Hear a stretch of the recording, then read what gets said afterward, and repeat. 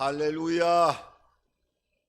저는 오늘 우리가 함께 합독한 이 히브리서의 말씀을 통해서 믿음의 세계라고 하는 제목을 가지고 잠시 한번 하나님의 은혜의 말씀을 이루도록 하겠습니다. 유대인들이 자녀들을 교육할 때 꼭 그 교육 과정에 새 친구에 대한 사람의 비율을 얘기를 해준다고 합니다.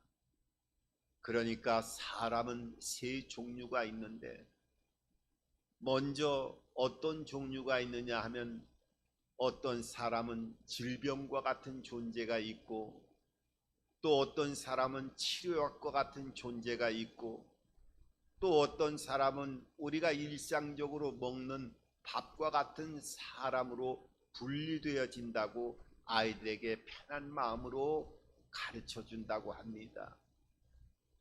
이 질병이라고 하는 것은 우리가 사람이 병이 걸리면 얼마나 힘들고 고통스러워하는지 그 질병을 걸려보면 또 질병의 종류에 따라서 큰 고통이 다가오는 큰 질병이 다가오면 사람이 숨을 쉴 수 없고 영육간에 눌려지는 삶을 통하여 큰 고통이 삶 전체적인 전반적인 삶의 터전에 고통으로 다가오는 것을 경험하게 되어집니다.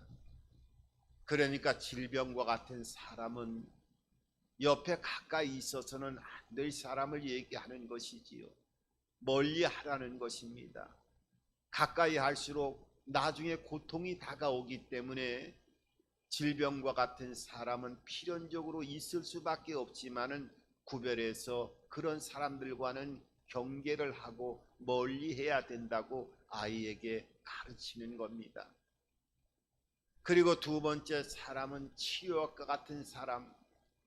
이 치료약이라고 하는 것은 병이 걸렸을 때 늘 함께 하는 것이 아니라 병에 걸렸을 때만 필요한 약이 치료약이지요.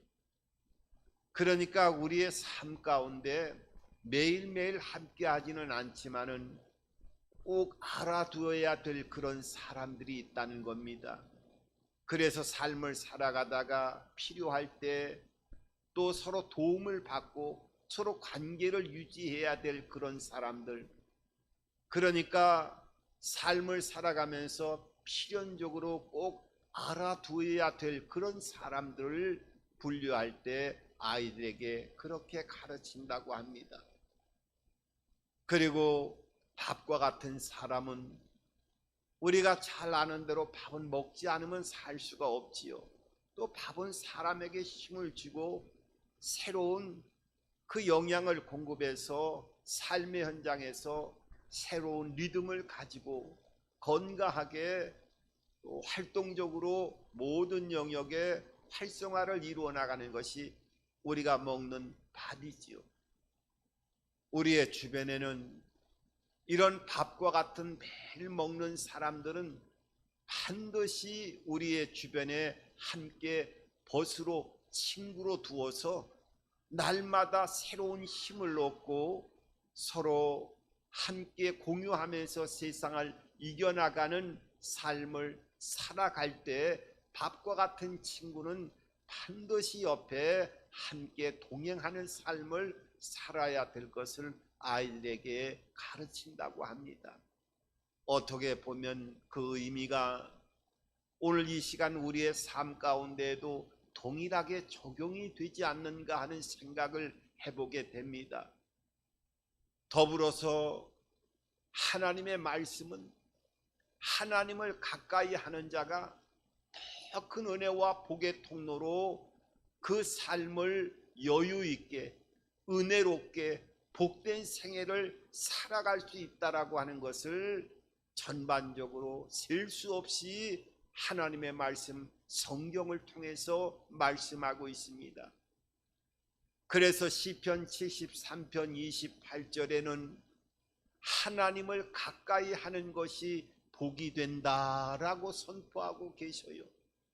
하나님은 눈에 보이지 않지만은 우주 만물을 창조하시고 우리의 생사화복을 주관하시고 우리 인간을 만든 창조주이시지만 우리의 눈에 보이지 않지만은 그 하나님을 어떻게 하든지 간에 가까이 하려고 노력하고 가까이 하려고 함께하는 자에게는 그 삶 자체가 축복이 되어진다라고 하는 것을 선포하고 있어요.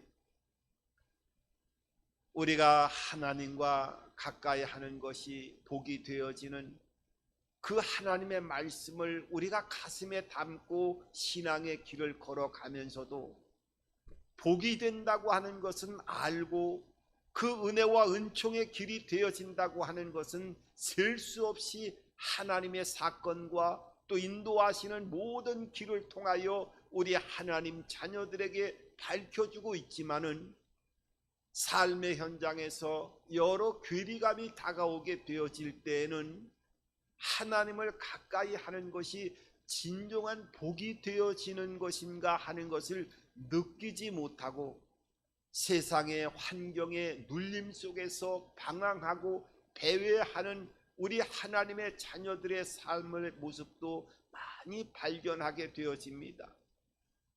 오늘 하나님의 말씀, 우리가 함께 합독한 이 히브리서의 11장에 있는 말씀도 믿음의 세계에 대한 말씀을 말씀하고 있지만은 히브리서 전체는 누구에게 기록되어졌느냐 하면은 유대인 가운데 예수 그리스도를 믿는 사람들에게 그 사람들을 위해서 기록된 성경이 바로 히브리서라고 하는 성경입니다.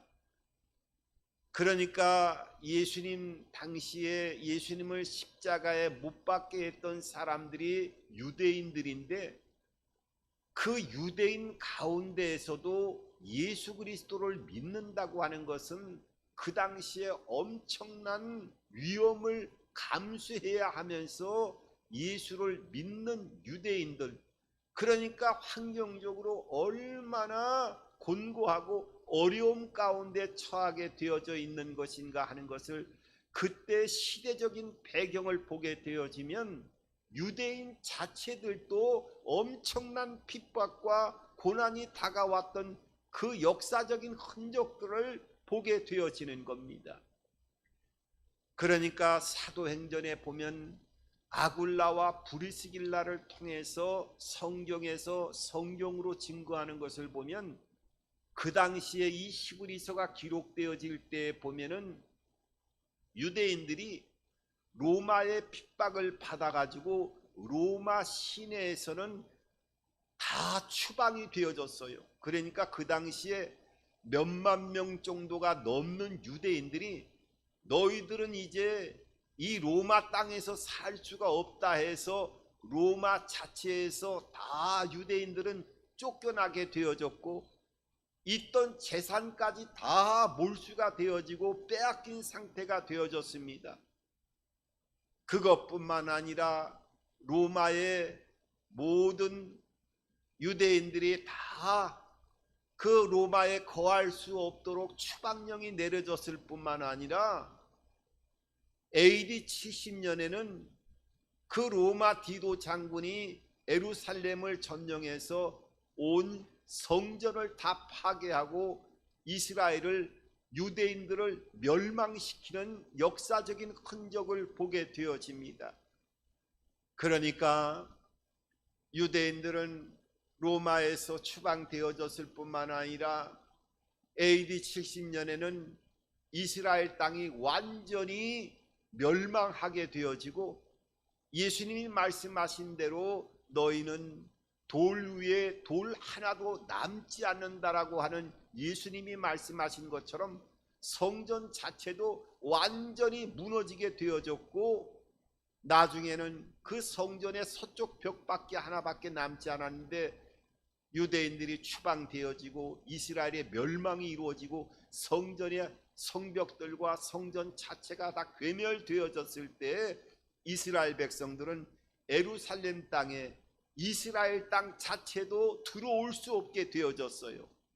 그리고 들어올 수 있는 날은 1년에 딱 한 번 그 멸망한 나라에 들어올 수밖에 없었는데 그때 들어오는 날짜가 이스라엘이 멸망한 그 날짜에 1년에 한 번 들어오게 되어졌는데, 그것은 아마 로마 사람들이 자기네들이 이 이스라엘 땅을 다 멸망시켰다라고 하는 그 멸망의 기념일을 절망스럽게 이스라엘 백성들이 한 번 1년에 들어온 날로 정해서 들어오게 되어졌는데, 성전이 다 무너졌는데 서쪽 벽만이 덩그러니 좀 남아 있어 가지고 그 멸망에 따라 1년에 한 번 들어오는 이스라엘 백성들이 들어와서 서쪽 벽을 보고 통곡을 하면서 나라의 멸망, 하나님이 우리를 버리시지 않았는가 하는 그 절망 속에서 통곡하는, 그래서 그 성전의 서쪽 벽을 통곡의 벽이라고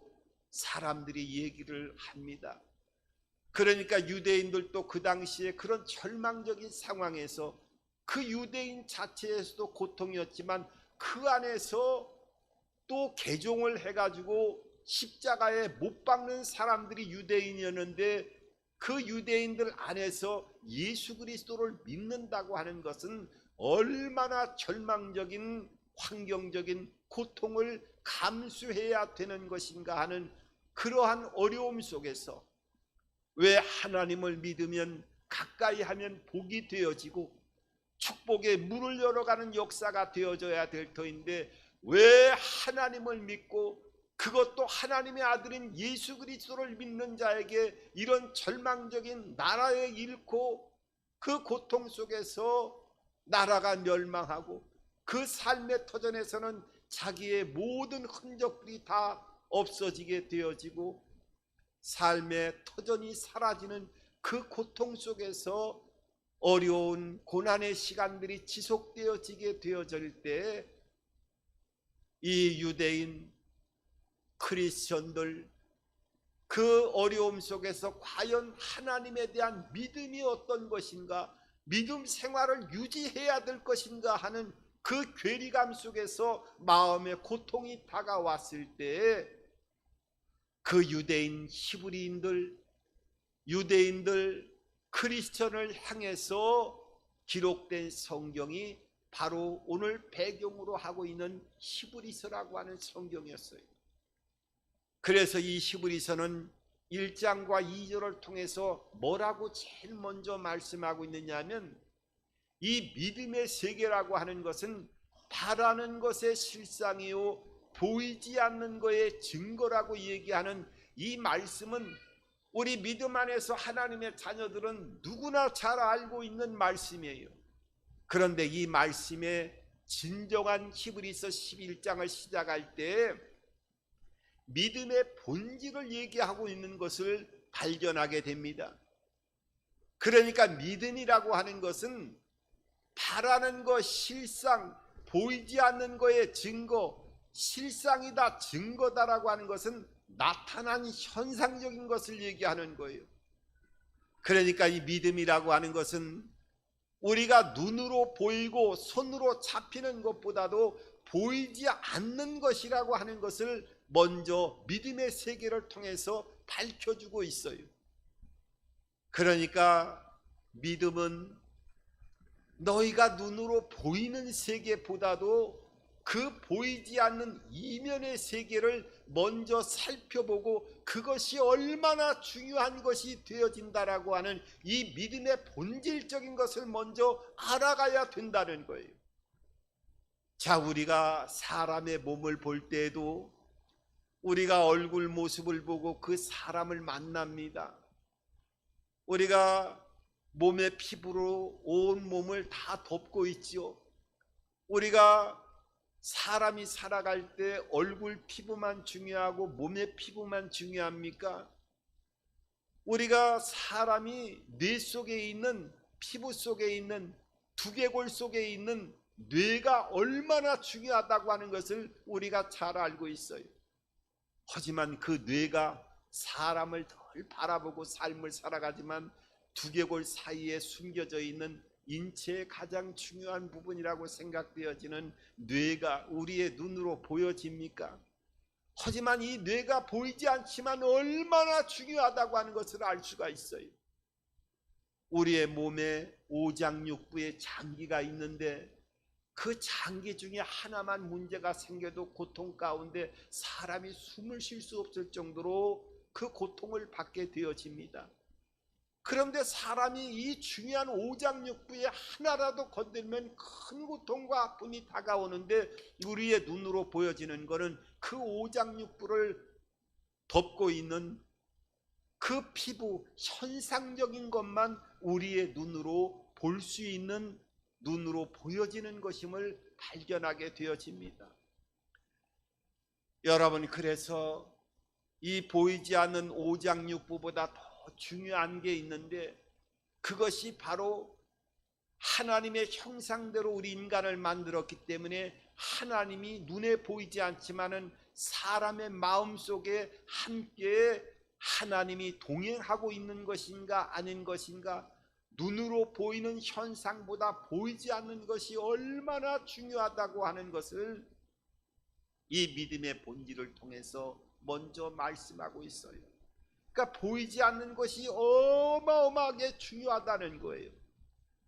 그리고 이 보이지 않는 믿음의 세계는 보이는 것보다 그 넓이와 지경이 어마어마하게 넓게 펼쳐져 있다고 하는 것을 알아야 된다는 거예요. 보이지 않는 세계가 되기 때문에. 여러분, 성경에 보면은 사도 바울이 복음을 전하다가 감옥 속에 갇혀 있습니다. 하나님의 인도를 받아서 복음을 전하는데 좋은 일을 하고 하나님의 역사가 나타남으로 인해서 사람들이 사단의 통로로 쓰임받는 사람들에 의해서 감옥에 갇히게 되어지고 매를 맞고 그 고통 속에 있을 때 바울은 그 고통에 신음하지 않았어요.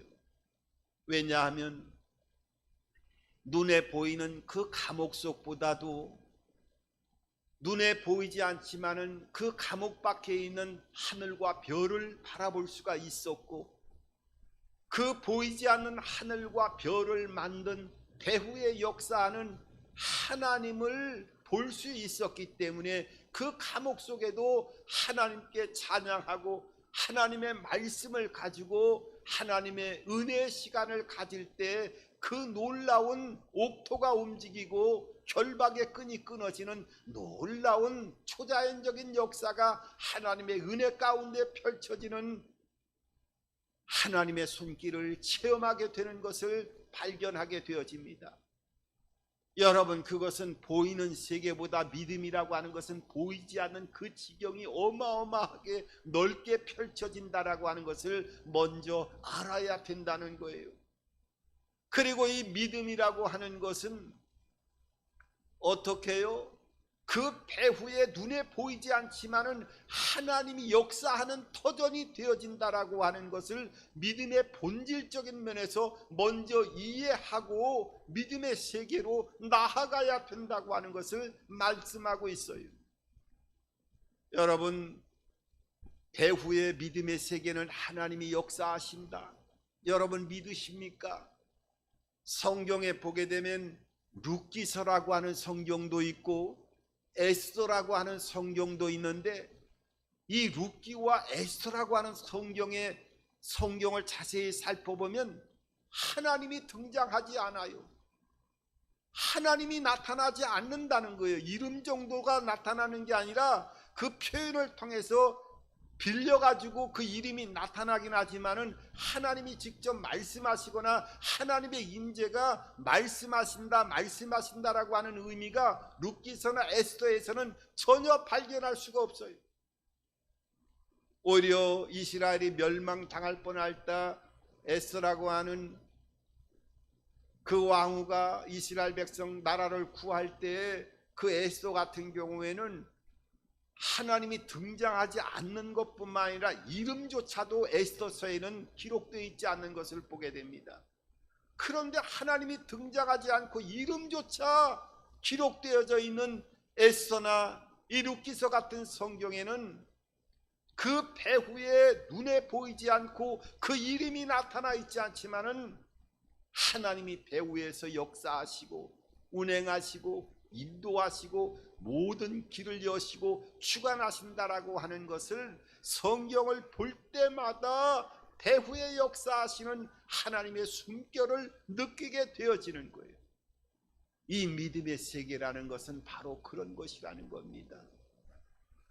여러분, 다윗이 그 고통 가운데 있을 때에도 사울왕이 끊임없이 자기를 죽이려고 군대를 풀어서 시간 목숨을 죽여오고 그 목숨을 해하기 위해서 지속적으로 다윗을 쫓았을 때 어느 날 굴 속에서 그 다윗이 사울왕을 죽일 수 있는 절호의 기회가 왔음에도 불구하고 그 사울왕의 목숨을 해하지 아니하고 돌려보내는 모습을 보게 되어집니다.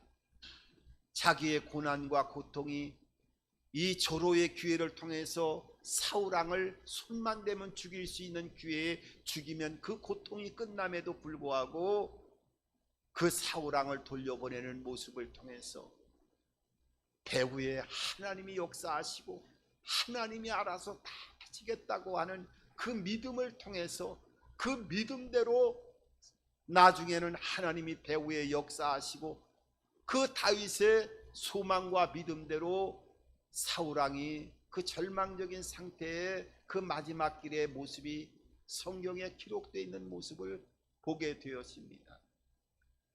여러분, 이 믿음의 세계는 눈으로 보이지 않는 것, 그 지경이 얼마나 넓게 펼쳐져 있고 배후에는 하나님이 역사한다는 것을 오늘 바라는 것, 보이지 않는 것이라고 하는 믿음의 세계의 본질적인 걸 통해서 믿음은 먼저 눈에 보이지 않는 세계라고 하는 것을 가르쳐주고 있어요. 그럼 보이지 않는 거에 증거가 되어지고 바라는 거에 실상이 되어진다고 하는 것이 무엇을 의미하는 것인가? 사실 어떻게 보면은 우리가 이 믿음의 세계를 얘기할 때 많은 목사님들도 말씀하시고 또 이 믿음의 세계에 사람들에게 희망을 주기 위해서 바라는 거에 실상이다, 보이지 않는 거에 증거다라고 해가지고 우리가 어떤 계획하고 소망하는 것들을 바라보고 그 바라는 것들을 계속적으로 이루어질 것이라고 하는 마음의 믿음을 갖게 되어지면 그것이 그대로 이루어진다라고 하는 생각을 우리가 설교 가운데 많이 듣고 그렇게 됩니다마는 사실 이 바라는 거의 실상이다, 보이지 않는 거의 증거다 하는 것은 그런 마음에 그린 것들이 그린 대로 이루어지기를 바라고 소망한 것 그대로 나타난다라고 하는 그 의미가 아니라고 하는 것을 성경은 원래 이 히브리서 11장을 통해서 이 11장을 나타내고 있는 그 속마음이 되어지는 히브리서 10장을 보게 되면 이 바라는 것이라고 하는 것은 주님의 재림을 기다리는 것이라고 하는 것을 히브리서 10장을 통해서 말씀하고 있어요. 그것뿐만 아니라 보이지 않는 증거라고 하는 이 보이지 않는 것은 이 10장의 히브리서 오늘 본문을 말씀하기 전에 그 전장의 내용을 보면 자세하게 설명하고 있는 것을 보게 되어지는데 보이지 않는 것의 증거가 되어지는 보이지 않는 것이 무엇이냐 하면은 영원한 천국을 얘기하고 있는 것을 발견하게 되어집니다. 그러니까 바라는 것의 실상이다, 보이지 않는 것의 증거다 하는 것은 바로 주님의 재림을 기다리고 영원한 보이지 않는 천국을 소망하고 그 천국을 받아 누려나가고 이 땅에서도 그 천국의 부분을 받아 누려나가는 것이 진정한 믿음의 실체가 되어진다라고 하는 것을 성경이 성경을 증거하고 있는 것을 발견하게 되어지는 거예요. 그래서 이 믿음은 눈에 보이지 않을 뿐만 아니라 우리가 주님의 재림을 기다리고 영원한 천국을 소유하고 죽음 이후에 그러한 천국의 소망 가운데 천국을 소유하는 것이 아니라 이 땅을 살아가며도 주님의 재림을 준비하면서 천국을 받아 누려 나가는 진정한 깨어있는 복된 삶을 살아가는 것이 믿음의 본질적인 거라고 하는 것을 말씀하면서 오늘 히브리서는 몇 사람의 이야기를 통해서 믿음의 구체적인 모습을 보여주고 있어요. 제일 먼저 히브리서의 11장에서 보여주는 사람이 누굽니까? 우리가 잘 아는 에녹이라고 하는 사람입니다. 또한 아벨이라고 하는 사람이 제일 먼저 나오고, 그 다음에 에녹이라고 하는 사람이 이야기가 나오고, 그 다음에 노아라고 하는 사람이 이야기를 통해서 이 사람들의 그 믿음의 구체적인 본질을 너희들이 잘 알고 받아들이고 소유하는 삶을 살아갈 것을 말씀하고 있어요. 여러분, 아벨은 누굽니까? 가인에 의해서 돌에 맞아 죽는 최초의 순교자가 됩니다마는, 이 아벨이라고 하는 사람은 창세기 4장에 보면은 가인과 아벨이 하나님께 예배를 드렸지만은 그 아벨과 그 예물은 하나님이 연락하였지만은 가인과 그 예물은 하나님이 연락하지 않게 되어질 때 가인은 얼굴이 불그락불그락 하면서 하나님 앞에 원망하는 모습을 통해서 제물은 똑같이 드렸지만은 자신은 하나님 앞에 드려지지 않는 예배의 본질적인 모습을 말씀하고 있어요.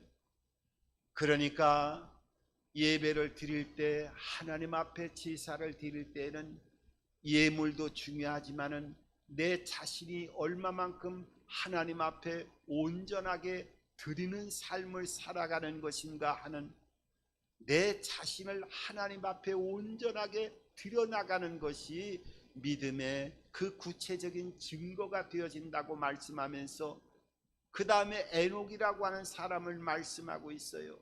에녹은 창세기 5장에 그 삶의 모습을 보여주고 있는데, 그가 하늘로 올라가기 전에 하나님을 기쁘시게 하는 증거를 받았다고 얘기하고, 그 에녹은 하나님과 동행하는 삶을 살았다라고 하는 그 흔적을 통해서 에녹은 어떤 삶을 살아갔느냐?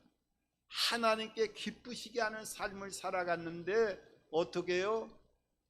하나님 앞에 그 모든 영역에서 그 보이지 않는 세계와 보이는 세계를 연결하는 통로로 쓰임을 받은 삶을 살아간 흔적을 보게 되어져요.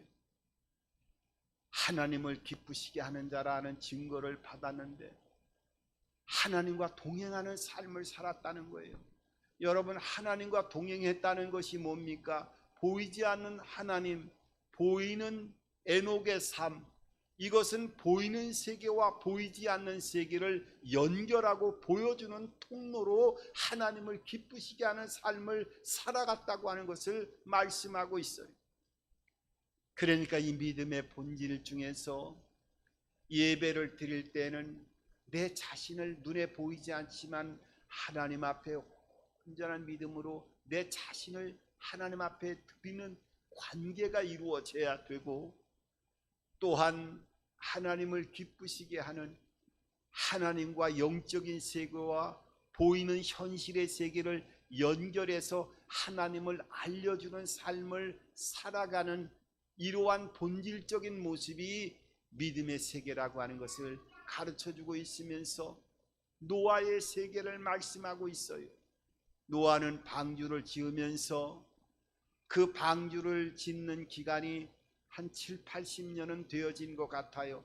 물론 120년이다 얘기지만 그건 육체의 기한을 얘기하는 것이고 연수를 얘기하는 것이고, 성경에 보면은 이 홍수가 날 때 노아가 600세가 되어졌는데 500세에 셈과 함과 야벳을 낳았다고 말씀하고 있어요.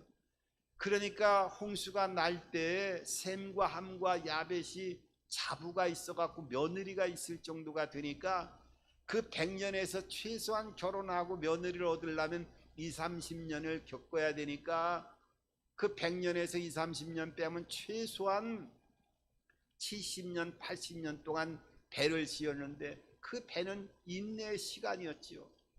많은 사람들의 비웃음을 받으면서 70년, 80년 동안 배를 지었다라고 하는 것은 하나님을 바라보고 또한 여러 가지 주님의 재림을 기다리면서 인내하는, 준비하는 시간을 가졌다고 하는 것을 말씀하고 있어요.